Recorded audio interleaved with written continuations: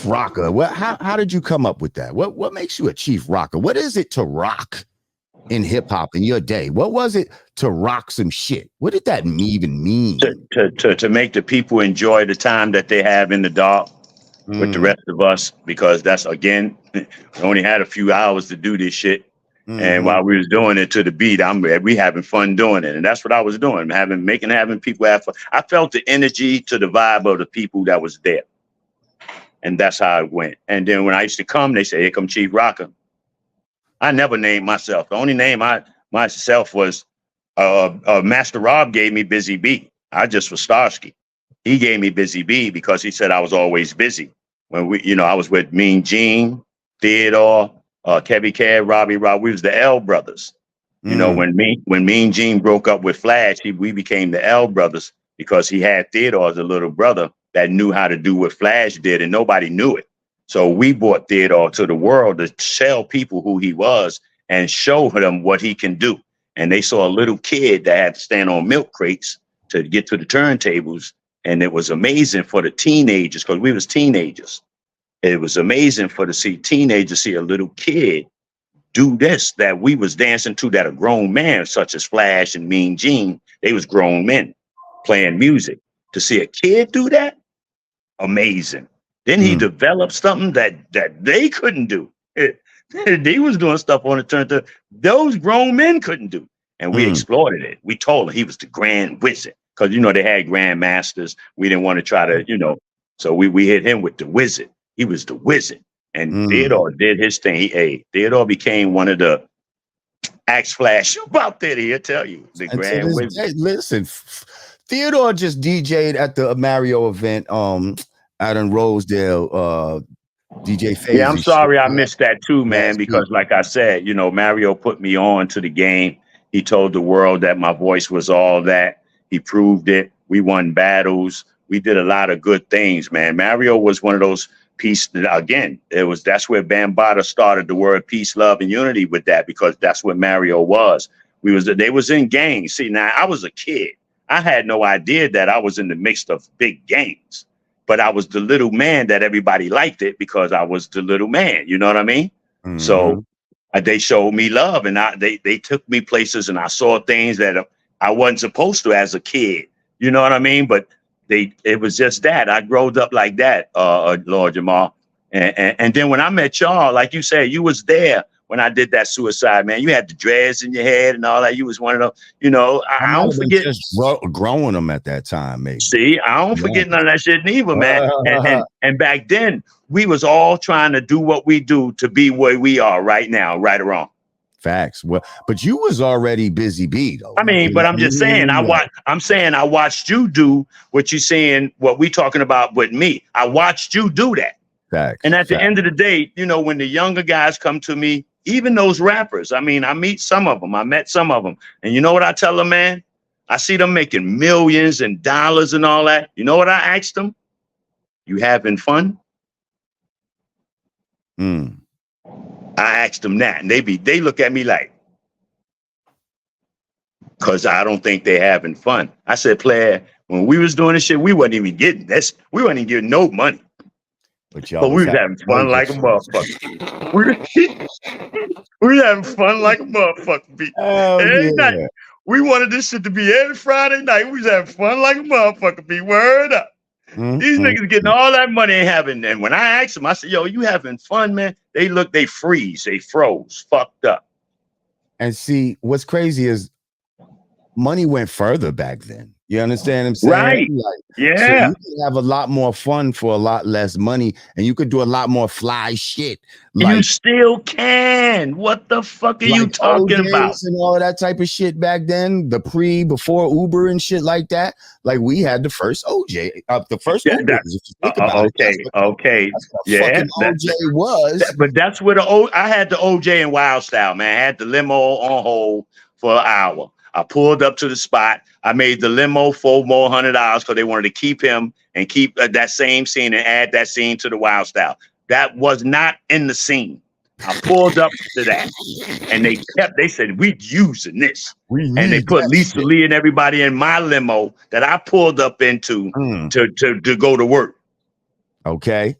And they changed the whole scripture. No, hold up. That was that fly type shit, like motherfuckers. Yeah.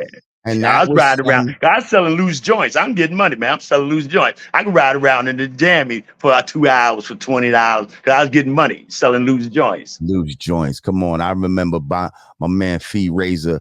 We had tray bags. I'm telling you, man. 5 for $3. You could get five joints for $3 back in the days. That was the play right there. 5 for $3. You know what I mean? With seeds and all that. We was getting the weed with the seeds and all that. Spider leg fucking joints. We was kids. We was happy to just be smoking weed, yo. Hey, Lord Jamar, I'm 62, man. Shh, you're 62. You look great, I look man. good in the motherfucker, don't I? You look great for your age, man. I didn't do none of that dumb shit, man. I smoked weed and drank champagne like I do today. I was around the brothers that did all the crazy stuff, and all that. Right. But I just didn't indulge,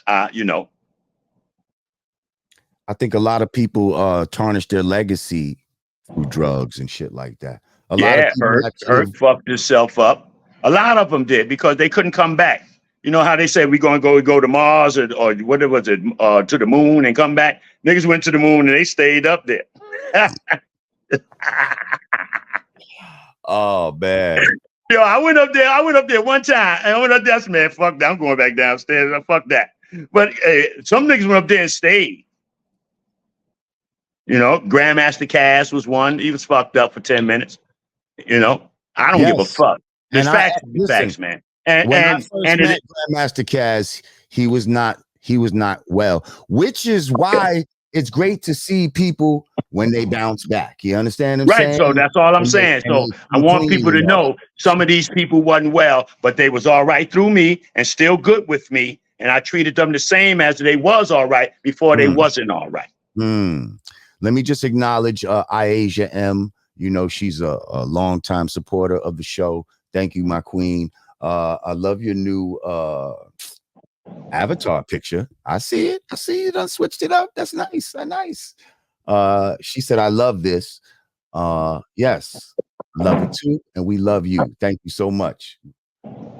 You are the GOAT.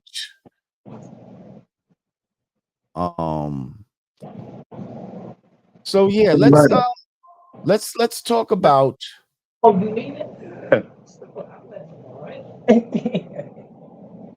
Let's talk about the famous battle between you and Kool. Wasn't no goddamn battle. Don't start that shit, neither, tell man. me what the hell happened. It was a sabotage. It was a sabotage. Tell me. Okay, I tell you what. A battle is like, if you see how you on this side and I'm on that side, right? And you say your part and then I say my part, and now we going back and forth. That would be a battle, right? Right.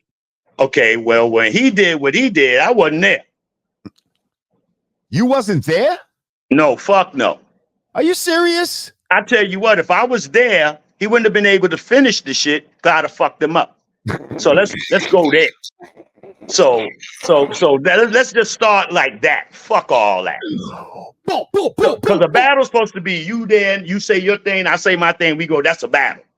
So how the fuck is a battle and you say what you said and I was nowhere around? Nah, when I come around, the shit is done. I have to hear it on a tape. I heard what he said on a tape. I wasn't there live. And LA Sunshine was on the stage with him. The one that said, and that's why I'm on Kool Mo D Dick.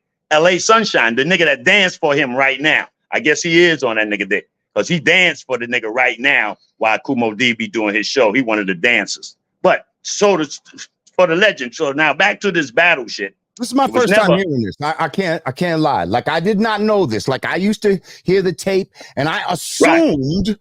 Right. Everybody assumed I'm standing there and letting this black ugly motherfucker talk about me like that. I'd have fucked him up. Soon he would have said, "Excuse me, Mr. B, I don't mean to be both, but the bar, but I would have." He'd have been fucked up right there. Then I'd ask, "What the fuck you talking about?" And now it's a battle. Fuck out of here, man. Oh my goodness. Yeah. So for those that didn't know that, the tape got y'all off, and I tell you what, though, I made him famous because I was the shit for him to do that because I was dope. That's what he said. Busy Bee is dope, and he's told y'all I'm the shit. I was the shit. steal the shit. But that was it for him. So that was okay. We say what, maybe 88? That was 81. So and then 88, he made one album. And that was it. He hasn't done nothing since 80. No new song in 90, no new song in 2000, no nothing. But he got famous off that because that tape, remember the cassettes? We go back to the cassettes. Cassettes was available that went around. That one tape went from Harlem, 116th Street, to London, France, Germany, everywhere. So we went triple platinum. The world knew about hip hop and rapping between us as what they called a battle. Thank you, CTHH Music Cast. So yes, that did help to. So I made. If you take that battle away, there's no Kool Moe Dee. He was with the Treacherous Three. You haven't heard of the Treacherous Three since I just told you about it. Well, hang on. In his defense, okay, if you take that battle away, they still did have fucking Rock the Body. Like, but that's all. Okay, back at that time, they had some fucking hot ass singles. All them fucking Treacherous Three singles, right? We can't front on that shit right there. No. So why you ain't stick with your crew? Huh? So why ain't stick with your crew? Why you ain't keep your crew in the same check you keeping them in now? Because you know why? Because drugs, certain corporate shit comes into play, right? See, and I feel like they go after the one that seems like the star. They want to streamline it. Why they called him the star then? If they was a group, why they called him the star? Because he had, to me, he was the best rapper of the group. He was the How did you know that until you did? If you didn't hear that tape and him individually say what he said, all you heard was the song. I used to listen to their tapes too, as far as like when Treacherous Three would have before they made records. Yes, before records, yes, I had. I had those tapes too. So I knew who Kool Moe Dee was as a rapper. Like, that's what I'm saying. My hip hop shit goes deep. I wasn't there. No, I understand what you're saying. No, I got you. Like, and again, I respect that. But all I'm saying is, after that battle and after the years, even after 88, because it went as far as till he made a record that the world really knew, okay, he's a solo artist now. He's now no longer with his group. Right. And I'm not gonna lie, I don't know if I liked that he went solo. Like that to me was almost the start of some bullshit, you see? Because a lot of people started breaking away from their groups to go solo and all this type of shit. And some of the best hip-hop was made by groups, to be honest. You know what I mean? Hey. So for me and I'll do one like this. After the culture developed and they had the corporations involved, me and a few other MCs became the Negro League. And then they went to the majors. So I would be Satchel Paige. Ooh, I like this analogy. I like this. And now you got your Run DMC would be the Jackie Robinsons. So they took them and put them in the majors to try them to see what it worked. They took some niggas now, take some niggas from the hood, and let's see if this will work over here in the majors.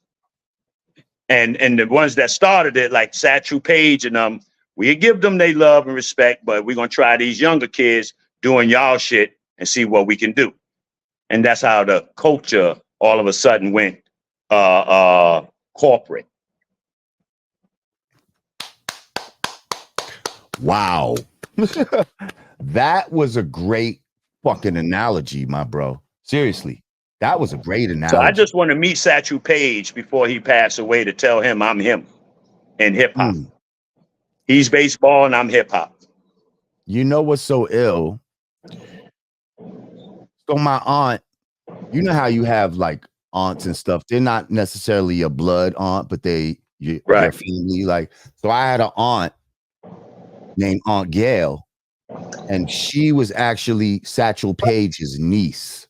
Like her last name. I would love to meet that man to tell him what I am and what I did because I'm him.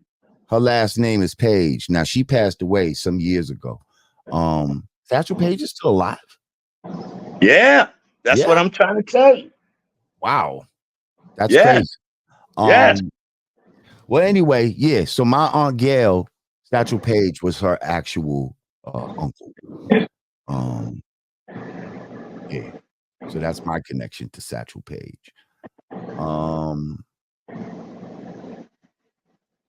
So that's very interesting. So that y'all didn't even he wasn't even there. That's fucking No, that happened a Friday that's night. I so heard it Saturday morning. mind blowing.